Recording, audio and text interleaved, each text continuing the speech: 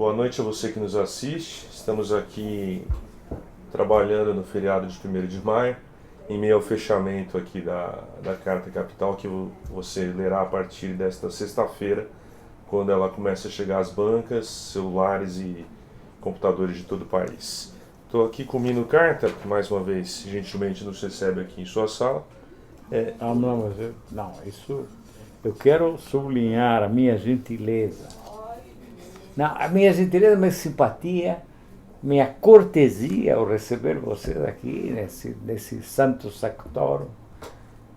Realmente é uma coisa que comove a mim mesmo. Eu imagino que vocês deveriam verter umas lágrimas ao penetrar nesse reduto especialérrimo. Enfim, temos aqui um rascunho da capa que vai trazer o Coronel Paulo Malhães e todas as, enfim, intempéries acerca que é um rascunho ainda, né, da capa que vai tratar da morte do Coronel Paulo Malhães.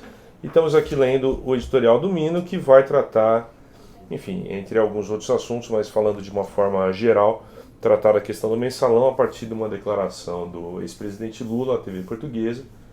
Deu uma longa entrevista, acho que uns 40 minutos para a TV Portuguesa, onde ele, lá pelas tantas, fala sobre o mensalão e diz que o julgamento foi 80% político, se eu não me engano.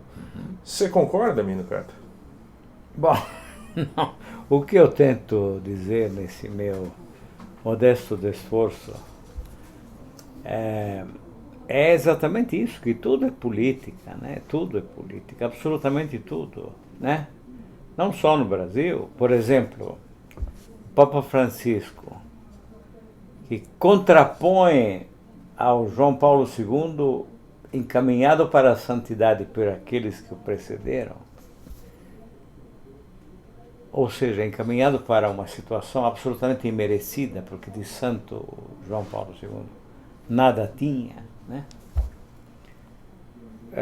Contrapõe João 23, e este foi realmente santo, até porque, de uma maneira budista, ele foi santo pela vontade do povo, então santo pela vontade dos fiéis, um santo criado de baixo para cima, ao contrário de João Paulo II, que é um santo criado de cima para baixo, com toda a mídia ali falando coisas a respeito de um cara que apoiou as ditaduras, protegeu pedófilos, protegeu dinheiro mafioso entregue ao IOR, né?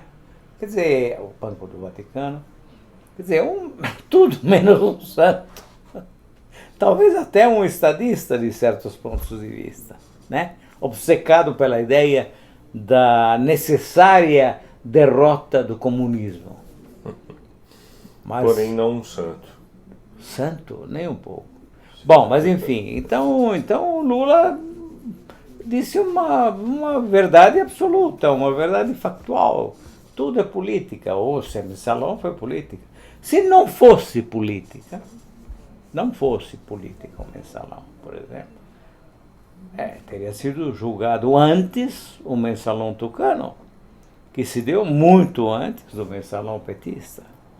Admitamos que o mensalão petista teve conotações próprias, muito, como eu direi, estimulantes para a mídia nativa. Mas o mensalão tucano veio antes, deveria ser julgado antes, né? Nem se fale, por exemplo, uma coisa que me ocorreu nesses dias, o fato de que o Fernando Henrique comprou votos para conseguir a modificação, a alteração constitucional que permitiu a sua reeleição. Ele comprou votos. O Berlusconi está com um processo por compra de votos que vai levá-lo à cadeia. Isso não tenham dúvida. Podem ter certeza, vai levá-lo à cadeia. No momento ele está iniciando a cumprir a pena por um processo de fraude fiscal, prestando serviço a uma comunidade de doentes de Alzheimer. Tudo bem, mas já está começando o processo que o envolve tanto aquele que o envolve por corrupção de menor, quanto aquele que o envolve por compra de votos, né? Isso se deu em 2008 e a compra de votos foi para conceder a derrubada do governo de Romano Prodi. Então, até ambos vão produzir efeitos fantásticos. Ele vai para a cadeia. Não tenham dúvida, podem apostar. Se ele não morrer antes, ele tem uma certa idade. Então, se não morrer antes, ele vai para a cadeia. E o Fernando Henrique não houve nenhum tipo de punição. Imagine, para não falar da roubalheira, bandalheira, inédita na história do Brasil, a maior de todas, no caso das privatizações, né, das comunicações, da telefonia e companhia. Então, é tudo político. Mas por quê? Porque a Casa Grande goza de privilégios. Eu insisto, José Genuíno, que eu conheço, e que é uma pessoa boníssima, que vive na mesma casa geminada, um sujeito que vive um remediado, está na cadeia. Voltou hoje, aliás, para o... Isso, não, porque felizmente nós temos esse impoluto juiz Joaquim Barbosa que diz, como? Ele não tem doença alguma e tal. Um pouco de doença ele tem, mas não, cadeia. Então, ele deve estar dormindo feliz hoje à noite, porque o Genuíno está na cadeia. E o Daniel Dantas, não, está solto. É algo incrível. Então, tudo isso o que é? Se não é política, eu me pergunto o que seria. Tá certo. O que esperar? Será que tem novos capítulos ainda no julgamento do mensalão a vir, Hermínio? Ainda você espera que isso vá ser alongado ainda, aproveitando? Não. Já que estamos em ano eleitoral, vai surgir cartas na manga? Não tem. Vão tentar sangrar ainda alguma coisa? Não, eu creio que não. Tudo que já podia ser feito. Na verdade, o que o Supremo não conseguiu provar é que havia um pagamento periódico, um emolumento mês a mês, né? Isso não foi provado. E também não foi provado que havia formação de quadrilha. Isso, aliás, foi desprovado. Então, de forma muito, muito clara. Pelo próprio Supremo, aliás. Né? Pelo próprio Supremo. Então, sabe, não creio que possa haver cartas na manga. Essas são realmente as conclusões. E cabe, então, perguntar aos nossos botões por que o mensalão tucano não foi julgado antes. Por quê? Porque tudo é política. E porque a Casa Grande manda até hoje. E tem os seus porta-vozes na mídia nativa, que lhe presta serviços muito prazerosamente. Agora, por exemplo, essa história do Volta Lula.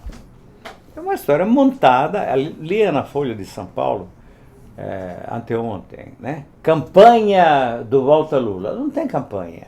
A única campanha que existe, efetivamente, é aquela movida pela imprensa, a qual deseja desesperadamente que surja uma fricção fortíssima entre Lula e Dilma, né?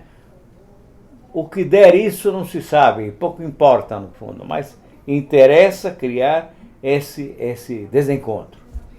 Bom, eu acho que isso é altamente político. Terão sucesso, Mino?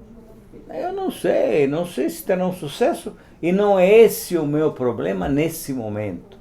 Eu acho que não terão sucesso no sentido de que o Lula não arrancará a candidatura de Dilma para apossar-se dela. Eu acredito nisso. Mas não sei, né? Não sei, não é essa a minha questão nesse momento. Certo. A minha questão nesse momento é essa febre que toma conta da mídia nativa, toda unida contra um alvo só, para depois lermos que existe uma isenção absoluta, uma imparcialidade total, quer dizer, são coisas que chegam ao ridículo. Se Quem acredita nisso, evidentemente, é o parvo. Eu sinto em dizer isso. Mas há também, sabe, no Brasil tem um monte de gente que acha que está vivendo em Dubai. Então, a parvoíce é uma característica muito marcante e muito dolorosa para um brasileiro dessa classe dominante, né? Desculpem o palavrão, classe dominante, mas não encontro outro nesse momento azado. Tá certo.